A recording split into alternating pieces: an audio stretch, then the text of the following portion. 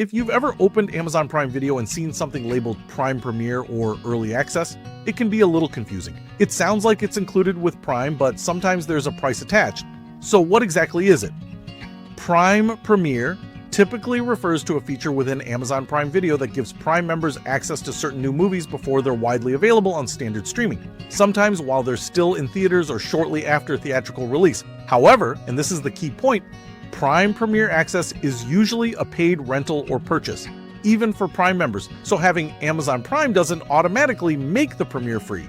Instead, Prime members get the opportunity to rent or buy the movie through Prime Video earlier than non-members might through other platforms. In some cases, it may also include promotional pricing or early notification, but the movie itself is typically part of what's called premium video on demand, meaning you pay an additional rental fee, often in the range of $19.99 or more for early access titles.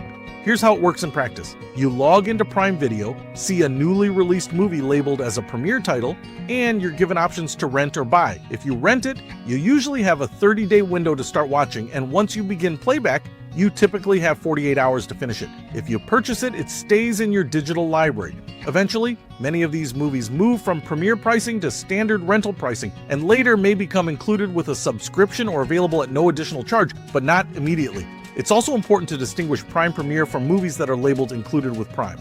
Included titles are part of your subscription at no extra cost. Premiere titles are early release, premium priced content. So, in simple terms, Amazon Prime Premiere is not a separate subscription tier. It's early paid access to new releases through Prime Video.